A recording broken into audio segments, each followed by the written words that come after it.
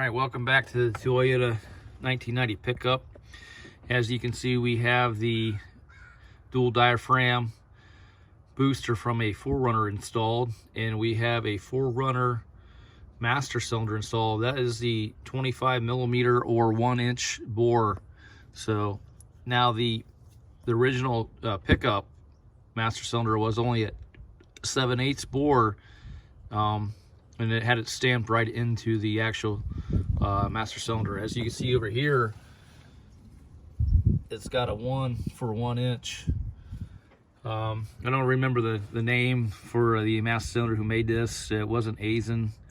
I would prefer it to be Aisin, but you know, it's what it was. And I took the old dual diaphragm booster off. It actually had Bendix stamped into it. It didn't work. It still hold vacuum and whatnot, but like I said, we want to go to the dual diaphragm for more brake pressure, and we want more brake pressure by putting in the 1-inch master cylinder in there as well. So as you noticed over here, you can see the connector that lets you know if you have low brake fluid or not. Well, what I did, I just went ahead and just used the old cap. All right, so I just retained the stock cap, okay, and that will let you know your fluid level as well. So there's no ABS on this truck, so that's fine there. We went ahead and installed, we added some anti-seize to the fittings, just so we don't gall up or freeze up the fittings into the cast aluminum. You don't want to mix steel and aluminum together because it will corrode to itself.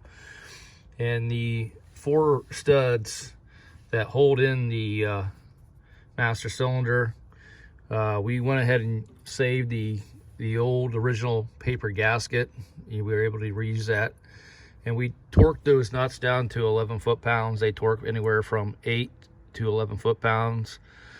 So for this install right here, for this brake upgrade, we got, like I said, the master cylinder installed, and the dual diaphragm. All right, so we got the dual diaphragm booster installed, and we have the master installed as well. So with the rest of the brake upgrade, we need to go down here and talk about the calipers. Okay, so the calipers, from what I'm understanding, we can go in here and unbolt those two 17 millimeter nut or bolts. We'll pull the rest of this bracket off, and we'll be able to install the 4Runner calipers. All right, so that's what I'm just waiting on here to go order some. I should probably do that, or go talk to a pick and pull and maybe try that. But other than that, we're gonna pull the cap off here, take your dust cap off, pull the spindle off, look for some new brake rotors. You can see that these are kind of grooved. All right, if you can catch your fingernail in a groove, that's at least 10 thousandths. All right, so we could check to see what these need to be turned down to. What's the minimum tolerance? It should be stamped in here somewhere, but we'll put a caliper on it and take a look at it. I'll go back and check in the Haynes manual as well and see what the specs are on it. As of right now, I don't know, but like I said, we'll just go back and check the book.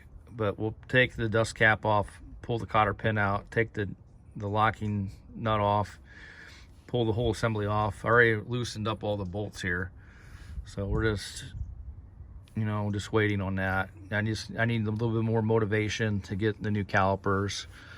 I don't know if I should just go get some at the pick and pull or buy new, but for the calipers, you know, you're looking at like up to about a $50 core charge on some. So I don't know if I just want to go through like AutoZone and buy some, and just eat the cord charge. I don't want to get rid of these stock ones yet. Then like the brake rotors, I'll probably just go ahead and take a look at the Rock Auto and buy some new brake rotors. I probably want to go to like a cross-drilled slotted to help with the dissipation of heat. So that's why you have the drill holes and the slots to get all that heat out. Then I want to go ahead and take a measurement on this actual rotor to see what the thicknesses of this is. So I know what stock is, then I know what some of these aftermarket rotors would be. So I don't want to get something too small. I want to get something that would fit the 4Runner calipers. So they should all fit the same, whether it's 2-wheel drive or 4-wheel drive, because they bolt straight in. But those are just things that you need to check before you go and do it, so you're not going back and forth with the parts store and whatnot. All right, guys, this is going to wrap up this video. Like I said, I just need to get a little motivated here. So help me get motivated so I can help you with your project. You got any questions, comments, concerns, leave those comments below. I want to hear from you, so let me know what you're doing and tell me about your project. Other than that, like I said, this truck, I've had it since 2009. I really haven't did much to it. Like this brake job here is probably like the biggest job I've done to it, other than putting the engine in. And I put this engine in here when I got the truck in August of 2009. So other than that, I did the head gasket on it one time, and that's pretty much it. I mean, the truck just lasts. It'll go and go forever. So some other pending projects with this truck are going to be the rear main seal and the differential. So I do have to do that, and so I will probably have to get a new yoke for that as well. So I'll just look around and see what I can do with that. That means I got to drop the drive shaft, so I'll drop the drive shaft down and just hang it to the side. Then I'll get in there with a 30mm socket, take off the nut, the lock nut, and then I'll pull that collar off that yoke. So we'll do that. Like I said, if you got any questions, please comment below and let me know how everything is working out for you and your project. Other than that, have a good day.